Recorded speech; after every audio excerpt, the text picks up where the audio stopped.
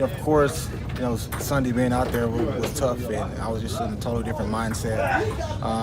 But then when the change of events happened, it's not like it was 3 to 4 weeks where I was just kind of doing practice squad things and, not really being involved. It was just a week, just a week off pretty much.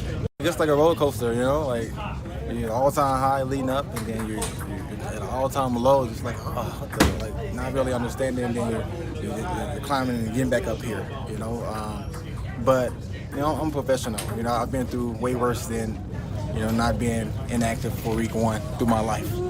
So I got a lot of guys in this locker room that support me, and these guys want to win. So I'm gonna go out there and continue to put my best foot forward to help these guys win. Welcome back to First Take. We are coming to you live from above the Chase River deck at Pier 17. We just heard from Adrian Peterson, who will be starting this weekend for Washington after Darius Geis's injury in week 1. Stephen A. Smith, should the Cowboys be on upset alert against Washington? I think they should be. The fact that the Redskins lost the opening game at Philadelphia after blowing a 17-point lead, I think they're on their home turf at FedEx Field. It's early in the season. Ezekiel Elliott not as in full throttle as of yet. And I think that on that home turf in an NFC East game, I think it's ripe for the taking for the Dallas Cowboys. It's not that the Dallas Cowboys are not the better team. It's not that they shouldn't beat the Redskins. But the Redskins are going to win. They ain't going 0-16. There's a few games that they're going to win this year, primarily on their own home turf. The few games that they will win before Jay Gruden is unceremoniously removed as head coach of the franchise, because he won't last past this year. Okay? But the bottom line is that when you look at it from the Redskins fan standpoint, they've got some talent on their squad. And I think that being on their home turf against Dallas, who isn't fully in flow yet, I think this is a game that the Redskins could potentially steal.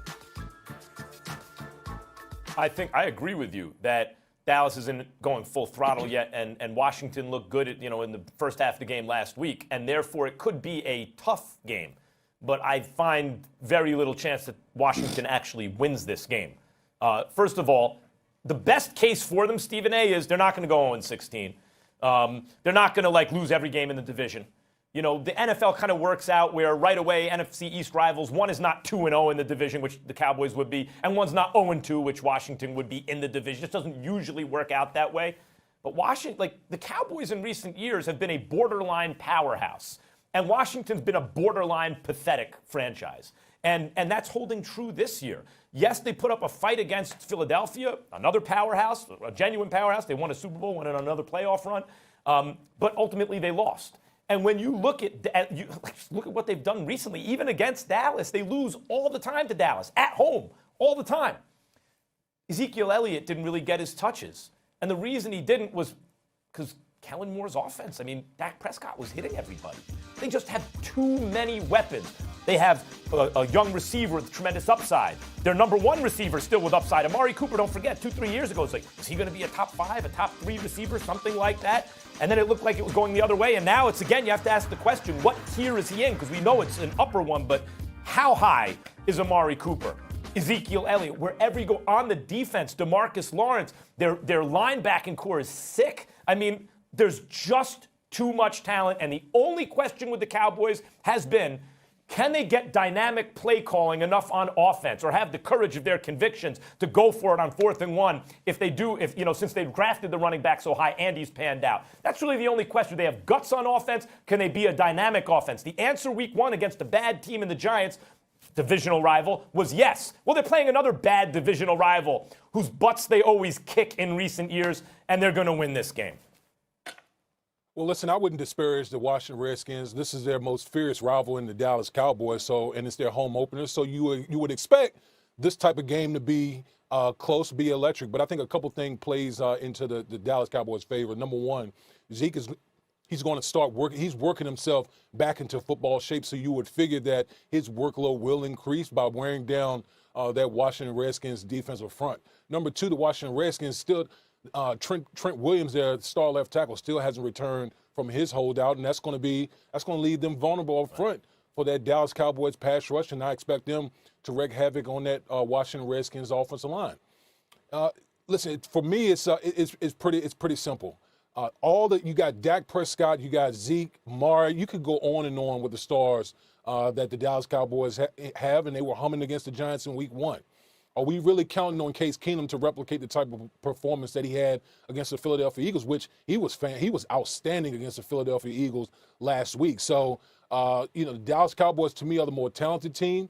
The team, to me, that I feel like they have more stars, more playmaking ability on both sides of the football, and I think they'll get the win against Washington in Week 2.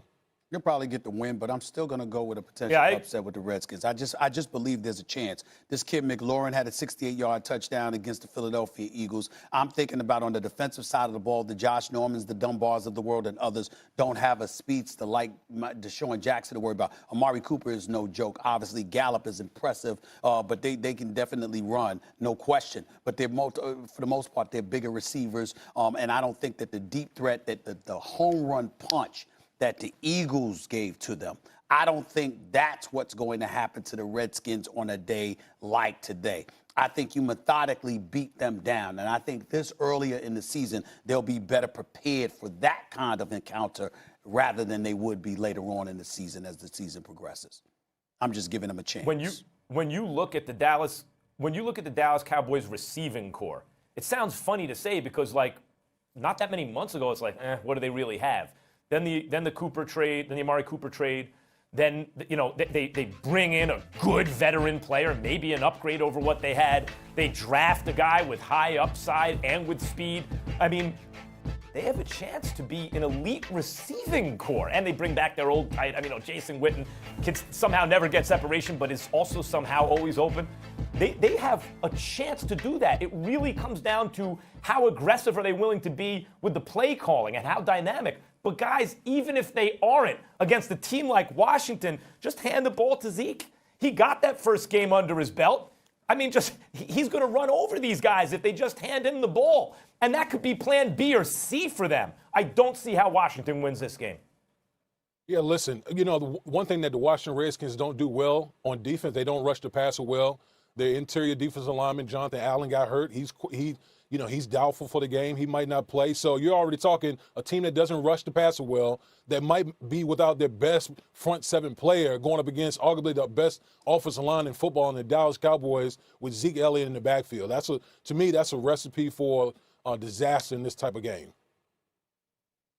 All right, guys. Offensive let's take line, a break by the here. way, We have which is healthy for the first time in a long time. Sorry, Roz, delay. All good, Max. I know we're trying our best here. Okay, guys, we're going to just take a break. We have much more to come on First Take. Will Aaron Rodgers and the Packers offense be at a disadvantage versus that Vikings defense? Plus, still to come on First Take, the Rams and Saints face off after last year's controversial non-call. But which of these teams has more to prove on Sunday?